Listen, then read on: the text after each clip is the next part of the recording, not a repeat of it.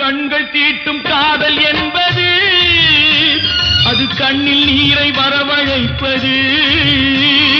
பெண்கள் காட்டும் அன்பு என்பது நம்மை பித்தனாக்கி அலைய வைப்பது. யாருக்காக?